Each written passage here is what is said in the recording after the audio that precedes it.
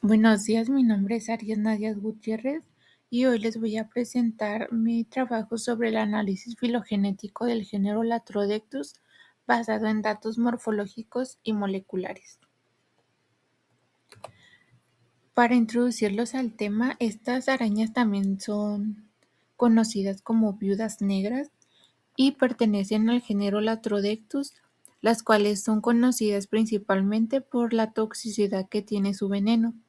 Actualmente este género tiene más de 30 especies, entre 30 a 32 especies, distribuidas en distintas partes del mundo, como bien sería América, Europa, Asia y África. Además de su importancia médica, estas arañas también son interesantes, ya que presentan diferencias en color, tamaño y forma del cuerpo. Y algunas especies también pueden ser bastante parecidas entre sí, lo que hace que sea mucho más difícil distinguirlas solamente observándolas a simple vista. Y también, pues por esta razón, también es importante estudiar cómo están relacionadas, ya que nos ayudaría a entender un poquito mejor los cambios que han tenido, así como también su historia evolutiva.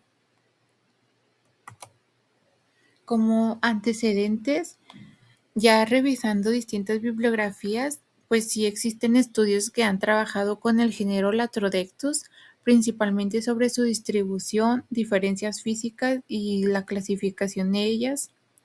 Estos trabajos pues nos muestran que características físicas como el color del cuerpo, los patrones que tienen en el opistosoma y las marcas nos ayudan a distinguir las diferentes especies de este género. Así como también los estudios realizados han utilizado el gen citocromo C subunidad 1, ya que ayuda a diferenciar especies que son muy parecidas entre sí y pues es muy usado para estudiar las relaciones evolutivas. El objetivo de este trabajo fue resolver las relaciones filogenéticas del género Latrodectus por medio de caracteres morfológicos y moleculares. La metodología que se usó en este trabajo, pues primeramente fue realizar una búsqueda bibliográfica para el grupo de interés que nos llamaba la atención. Después, después ya seleccionado el género, se Se seleccionaron 10 especies y así como también un grupo externo, que en este caso sería Steatophyta grossa. Esta especie se utilizó como comparación para ayudarnos a reconocer cuáles características podrían ser mucho más antiguas o cuáles características pudieron aparecer ya después. Primero se investigaron las características físicas de cada especie utilizando la bibliografía. Así como también ya obteniendo estas características, se eligieron 20 de ellas, por ejemplo, el color del cuerpo, tamaño, manchas y formas del abdomen. Y con esta información se realizó una matriz y se utilizó el programa TNT para así construir el árbol y analizar las relaciones que había entre estas especies. Y además de utilizar las características físicas, también se utilizaron las secuencias de ADN y por ello se eligió este gen en especial que, como bien ya comenté, es muy usado ya que nos ayuda a diferenciar especies que tienen similitud. Las secuencias que se sacaron de cada especie del grupo externo, que en total serían 11, se obtuvieron de GenBank, se acomodaron en Biodit y después se analizaron en el programa MEGA para poder construir ya finalmente el árbol molecular. Aquí incluí las dos tablas del listado primero el listado de los 20 caracteres morfológicos utilizados, los cuales podrían ser caracteres de doble estado o caracteres multiestado. También está la matriz de caracteres morfológicos que se obtuvo de este listado.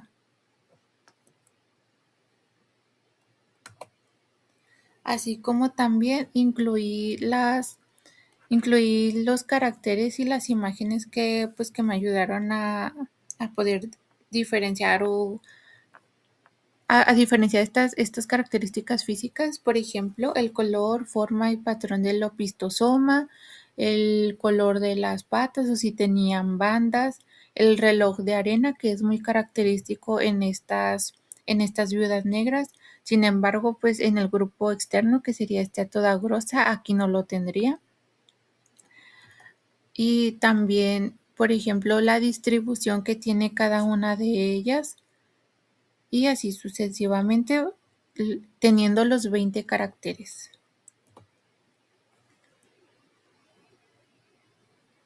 Ya con las características físicas anteriormente mostradas, se obtuvo un árbol que muestra cómo podrían estar relacionadas las especies. El análisis produjo un árbol principal con 53 cambios entre características. También se hizo un bootstrap para revisar qué tan confiables eran estas relaciones entre ellas y pues los resultados mostraron que las características que, que utilicé sí funcionaron pues para poder realizar este análisis. Del árbol, además de estos árboles, se realizó también el índice, se calculó el índice para revisar qué también funcionaban estas características que utilicé y si había también algún parecido que aparecieron por separado, que si tenían similitudes. Y los valores obtenidos, pues fue que el análisis sí fue útil y que las características seleccionadas ayudaron a estudiar las relaciones entre las especies.